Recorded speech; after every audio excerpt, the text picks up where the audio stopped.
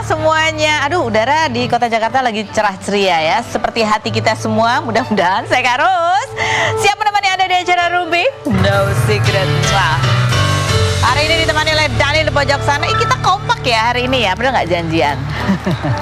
Kita akan bertemu dengan bintang tamu kita juga hari ini untuk berbagi ceritanya. Tapi seperti biasa kita mojok untuk memberikan highlight apa sih yang lagi ramai diperbincangkan, membuat kehebohan, menuai banyak komentar publik. Baik itu untuk hal-hal yang datang dari dunia nyata maupun dari dunia maya.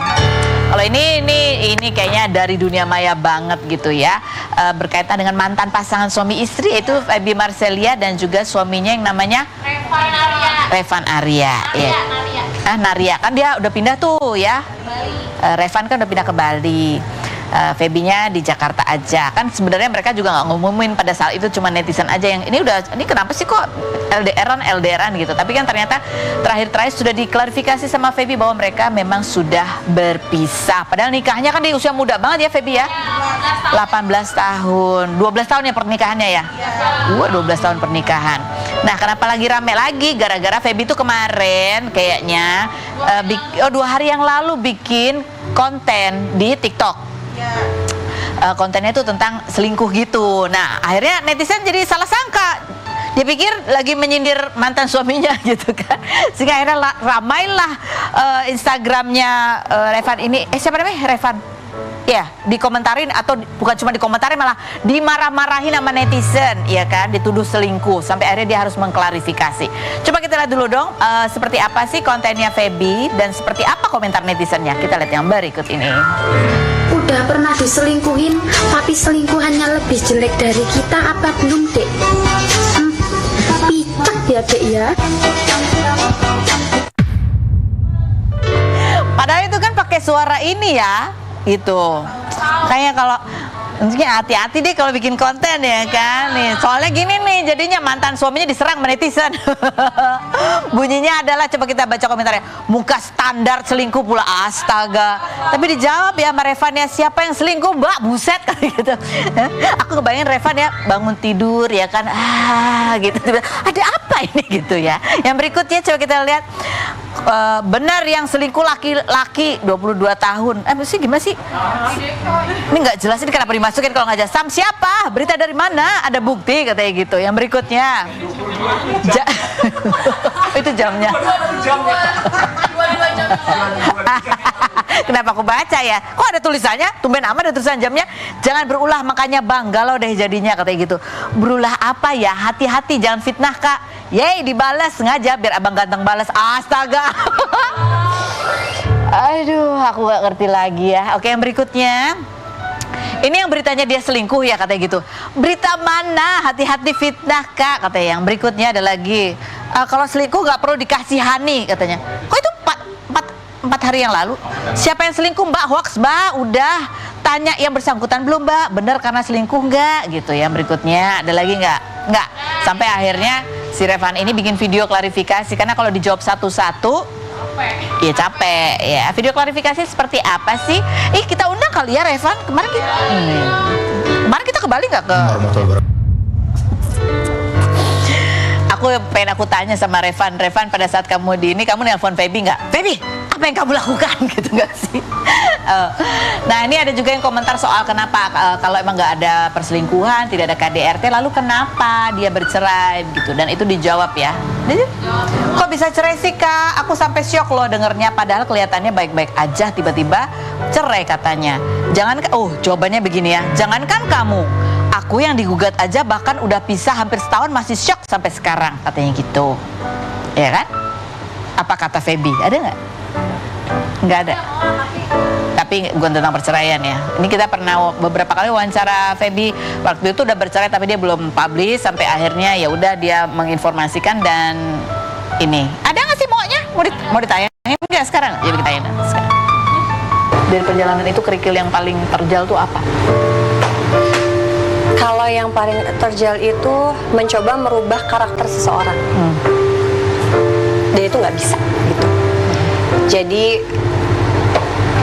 ya at the end kan mau nggak mau harus menerima gitu. Tapi kan menerima itu juga nggak yang langsung ting bisa gitu, nggak kayak gitu. Jadi ya harus apa ya, harus banyak belajar setiap harinya sih Carlos, karena setiap hari tantangannya itu berbeda. Contohnya lah sederhananya misalnya. Diperlakukan apa? Atau kamu ingin diperlakukan seperti apa? Dihargai. Dihargai. Contohnya dihargai itu gimana misalnya? Dihargai itu paling ya dikasih perhatian. Ya, masih ada ada tuh, nggak ada lagi curhatannya si itu siapa sih? Siapa namanya? Revan. Gue bikin konten ya 2 hari yang lalu juga kayaknya dia bikin kontennya tentang kangen. Dia bilang gini, kangen mantan itu kayak lapar tengah malam, tiba-tiba datang dan susah dihilangkan. Komentar netizennya langsung gue baru nyesel sekarang gitu ya. Oh, terus dia bilang, dia jawab, bukan berasa, dari masih menikah juga sering kangen. Cuman jeleknya saya itu diem dan tidak mengekspresikan, jadi terkesan cuek katanya gitu. Nah, ini pelajaran buat semua yang sudah menikah ya. Kalau udah sama pasangannya tuh gak usah pakai gengsi-gengsian, ya kan? Ya, gengsi kalau kangen nggak ngomong, kalau ada masalah nggak ngomong karena gengsi. Jangan, nanti nyesel, ya. Seperti makan tengah malam itu, nyesel kan? Kalau aku sih kalau makan tengah malam aku nyesel. Ya, diet aku bubar gitu ya. Nah, kalau yang berikut ini, ada penyesalan nggak? Tengku Dewi, kita lihat dulu profilnya berikut ini.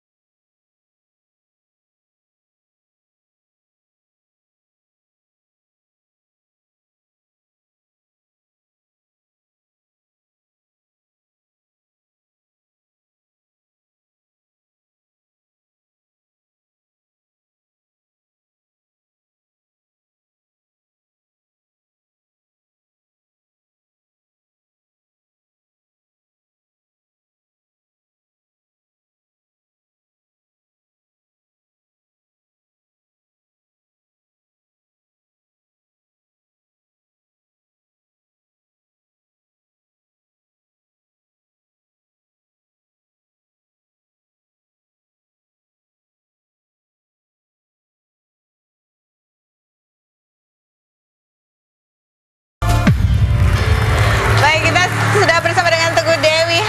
Hai Karus. Iya, yang kemarin baru melaksanakan akikah. Nggak Ya, dateng mohon loh maaf dia, ya. sibuk banget. Ya gimana? Tiap hari saya datang sini nih. Iya, dia juga sih. Kita lihat seperti apa sih cuplikan acara akikahan baby saya berikut ini. Masya Allah, yang dicuplikan adalah ya. bersyukurlah. Tapi bersyukurlah ya bisa menjalin silaturahmi baik Iya. itu dengan Andrew ya. Lagunya kenapa begitu sih? Udah berkaca-kaca. Mellow lah ya Belum lagunya. cerita. Saya kan anaknya mellow. Kamu kalau lihat itu kenapa kamu merasa terharu?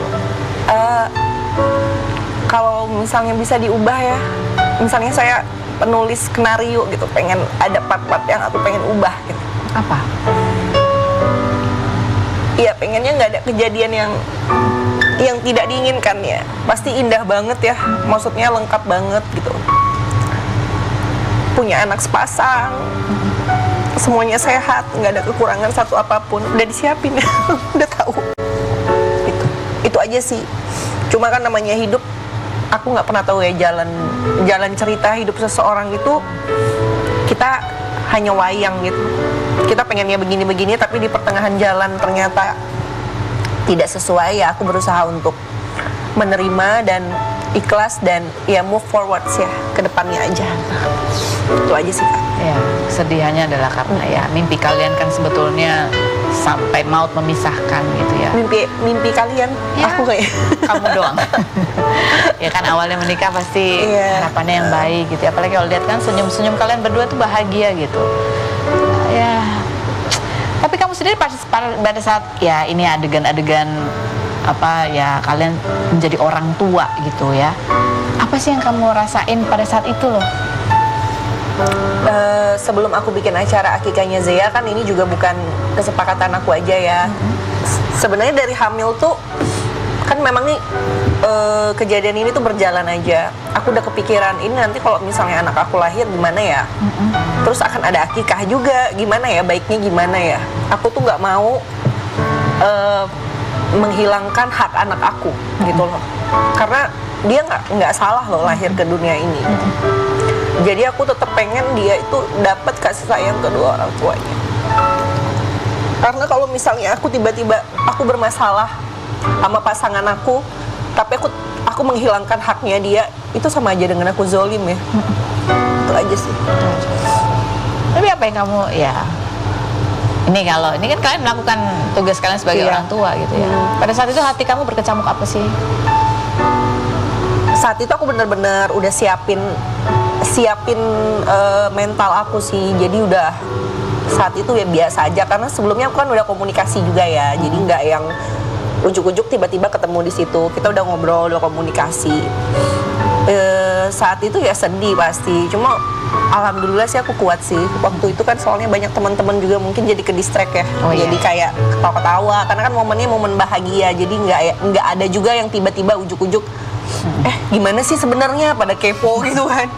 Semuanya tuh pada ngerti gitu loh. Kayak ya udah kita nikmatin momen bahagia ini, nggak usah nanya-nanya hal yang di luar dari ini gitu. Ini baru pertama kalinya waktu melahirkan kan sempat ketemu? Iya, melahirkan kan ketemu. Habis itu ada pertemuan lagi? Ada paling kayak jemput anak kayak gitu. Ada juga beberapa momen pas mau jemput anak kita ngobrol soal akikah ini mau gimana gitu. Udah, kalian ngobrol itu aja? Nggak ngobrol yang lain? Nggak ada. Soalnya dia juga nggak takut kali yang ngebahas ya.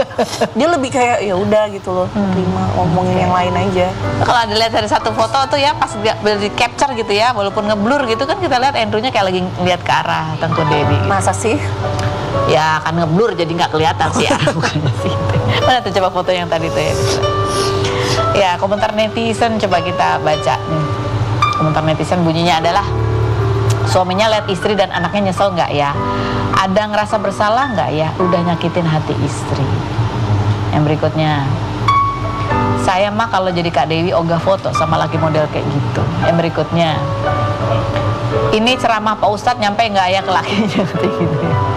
Ada lagi yang berikutnya, ada bau-bau balikan nih. Nah itu, kamu lihat komentar-komentar itu kan ya, masih mereka mungkin bisa mencoba memahami posisi kamu ya gitu. Sama mau tanya juga seperti apa ke depannya, karena kan kemarin sempat ada kabar bahwa ya gugatan perceraiannya itu dipending dulu atau dicabut dulu sehingga diajukan lagi gitu kan. Kamu sempat klarifikasi juga. Ya kalau misalnya menanggapi komen netizen ya, aku sih nggak terlalu baca banget, tapi banyak juga yang sudah berkeluarga dan punya anak ya. Jadi mereka tahu posisinya gitu, kayak ya udah ini urusan antara orang tua sama anak gitu. Ada juga netizen yang kompor juga, banyak juga gitu kan. Cuma aku nggak peduli juga sih. Yang penting aku sekarang nih benar-benar udah lega banget, karena ini yang dari kemarin itu yang jadi trigger aku, kepikiran gitu. Ntar gimana nih lahiran, harus ada bapaknya nggak? Terus nanti ada abis lahiran ada akikah lagi nih. Lahiran papanya ada, masa akikahnya nggak ada? Ini harus gimana nih gitu. Kalau aku mikirin netizen pasti jangan nanti diomongin gini nih. Tapi kan nggak itu tujuan aku tuh, benar-benar untuk bukan menyenangkan hati orang, tapi gimana anak aku nanti di saat dia dewasa ada dokumentasi yang memang sama kayak kakaknya gitu. Momen lahiran ada, momen akikah ada gitu. Dan dalam Islam juga diharuskan kan, kayak orang tuanya, ayahnya yang memotong rambutnya, yang kayak ngasih kurma gitu ke mulutnya sedikit, yang kayak gitu-gitu. Jadi aku sekarang udah lega sih. Keluarganya paling nanti ulang tahun ya. Keluarganya Andrew ada, keluarganya ada, mamanya juga excited banget kan pas akikah. Pokoknya itu momen bahagia banget lah. Jadi kamu juga klarifikasi sempat soal gugatan perceraian. Kamu bilang salah satunya ya nunggu nanti aktanya keluar. Jadi gimana perasaan kamu, sudah bulat atau masih jalanin aja dulu lah, kamu nikmati dulu kamu mengasuh bayi? Sekarang ini kan memang banyak banget yang mau diurus. Abis lahiran urus akta anak dulu nih, akta lahir. Apalagi kalau misalnya baru lahiran terus mau gugatan lagi kan harus ada akta anak juga kan. Jadi aku tetap proses sambil berjalan. Cuma ya namanya manusia, aku nggak bisa menjanjikan. Tapi kalau ditanya aku cabut gugatan, tidak. Semuanya lagi on proses. Sekarang aku lagi urus akta anak aku dulu. Tapi kedepannya gimana ya, namanya manusia nggak ada yang tahu ya. Cuma Tuhan yang bisa menggerakkan Ya. hati. Cuma untuk planningnya sekarang masih semuanya masih tetap on berjalan proses. seperti sebelumnya ya. Nah ini kalau kita lihat juga beberapa hari kemudian ya, Andrew kan juga posting gitu, dia lagi main sama Sean gitu ya, main air gitu. Postingannya itu sih seperti itu. Ada videonya bahkan, coba kita lihat yang berikut.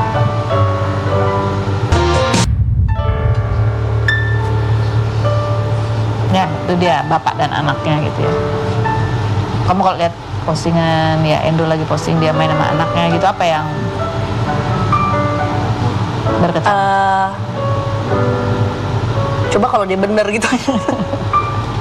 Kayaknya sempurna banget ya gitu. Soalnya dia sama anak tuh sayang banget sih. Bener-bener care, bener-bener selalu ngeluangin waktu. Coba kalau nggak ada godaan-godaan yang dia bisa, maksudnya bisa ngontrol diri gitu loh, pasti semuanya bakal baik-baik aja. Aku rasa dia terlalu banyak waktu luang ya. Dia kurang sibuk dia. Dia kayaknya lagi ada kodam apa gitu ya. Selama apa? Nah ya itu tadi kan aku tanya ya, Andrew ini selama masih proses begini dia nggak ngomong apa gitu selama ngobrolin akikah gitu, dia ngomong rayu-rayu kek atau berusaha apa kek gitu? Iya, kalau dari dianya pastilah ada usaha-usaha. Oh ada usaha. Pasti ada. Cuma ini kan udah masalah trust ya kak ya. Ya.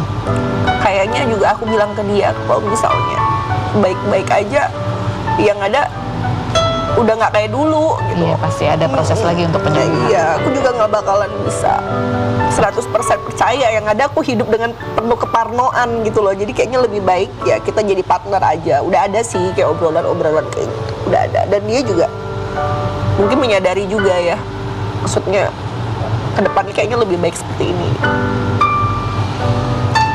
Nah, kamu juga bilang bahwa Andrew ya sebagai ayah masih bertanggung jawab, masih menafkahi juga. Kamu kan masih istrinya juga, dinafkahi juga nggak? Iya, masih transfer sih. Tunggu deh, Andrew masih tanggung jawab beri nafkah di tengah proses cerai. Kepo deh. Kita mau nanya ya, kalau ibu habis melahirkan kan capek ya? Iya, capek. Dibayarin nggak tuh uang spanya, pijetnya, apanya gitu? Laktasi kan. Iya, apa? ASI terus. Ada nggak tuh seger-seger hadiah melahirkan gitu? Hadiah melahirkan. Kan biasanya ada kalau melahirkan hadiahin mobil apa gitu ya. Kita berubah pikiran gitu ya. Enggak ada urusan. Ini kan hanya hadiah melahirkan aja. Ada nggak? Ya sesuai kewajiban dia setiap bulan aja sih. Tapi kalau hadiah-hadiah, Aduh, gimana sih? Oke. coba deh kak. Iya. Bikin seneng kek, jangan bikin sedih melulu. Iya, heran ya. Nanti kita ngobrol lagi sama Tengku Dewi. Kita menuju ke ini, ada atlet para bulu tangkis yang kemarin meraih medali emas untuk Indonesia di ajang para Olimpiade cabang olahraga bulu tangkis. Kita lihat dulu profilnya berikut ini.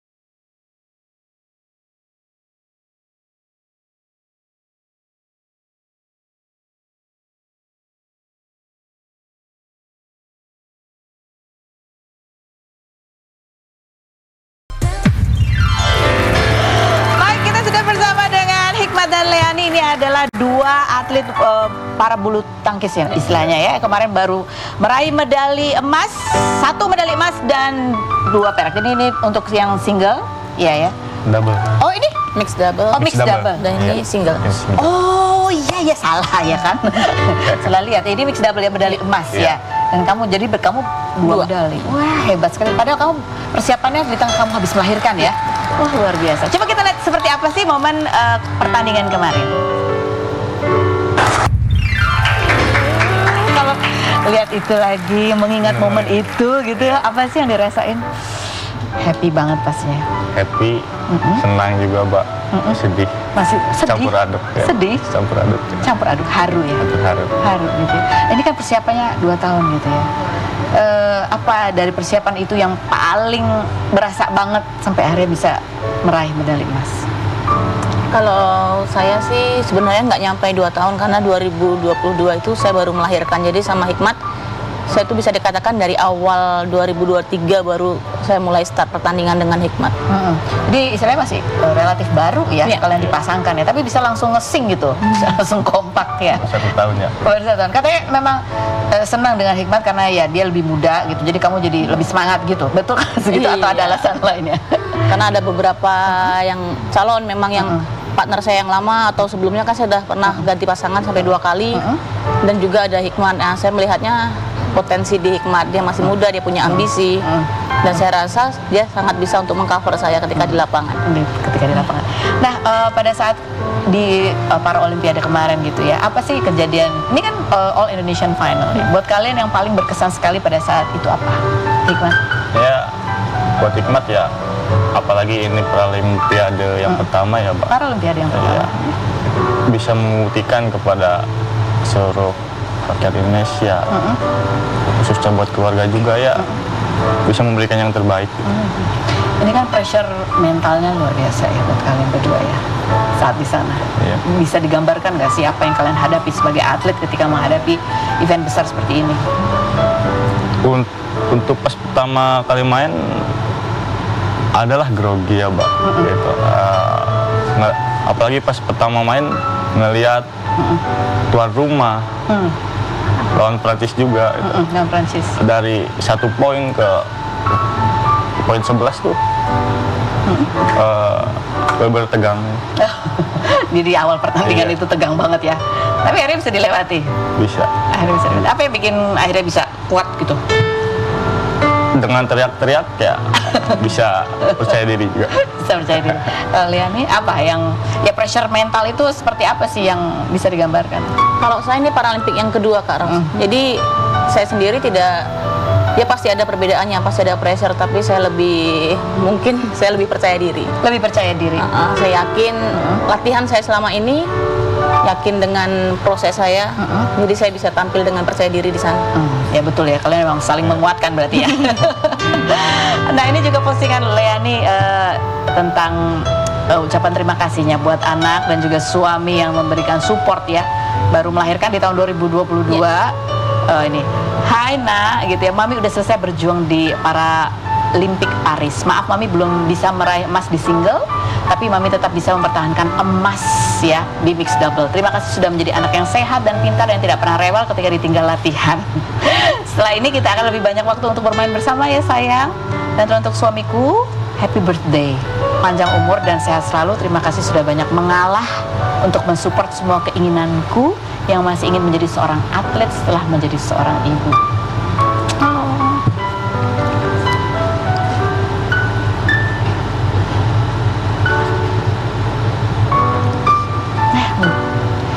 Ketika Paralimpik yang sebelumnya ya mungkin beda ya, sekarang harus meninggalkan anak, suami gitu. Kamu yang paling haru. Bisa diceritakan sih saat-saat kamu sampai minta maaf karena kamu terlalu ya waktunya banyak disita untuk latihan. Ya mungkin awal, jadi saya itu 2 bulan setelah melahirkan, saya harus langsung berlatih. Saya sempat bawa anak ke lapangan terus. Dan di sana anak saya itu puji Tuhan nggak pernah rewel, Kak Ros. Dia dampingin saya latihan dan sempat saya bawa ke pertandingan ke Spanyol karena saya nggak mau kehilangan momen. Tapi di sana dia malah step, jadi malah kejang. Semenjak itu saya bilang ke suami, ke keluarga, pertandingan nanti akan saya tinggal aja, mungkin lebih tenang gitu. Aduh, sebagai seorang ibu gitu kan, antara ingin berjuang sama rasa bersalah, rasa sedih itu pasti besar sekali ya. Ya jadi mungkin momen-momen yang saya harusnya nggak mau ninggalin anak sampai saya ke pertandingan, bahkan ketika saya turun di lapangan saya harus nyusuin dulu. Tapi kan itu lebih terasa saya sebagai seorang ibu, yang penting saya dekat sama anak. Tapi itu pelajaran buat saya sih, maksudnya anak tetap di rumah sama suami, sama keluarga, dan saya tetap fokus untuk bertanding. Kita akan ngobrol lagi setelah berikut ini, jangan kemana-mana, tetap di Rumpi.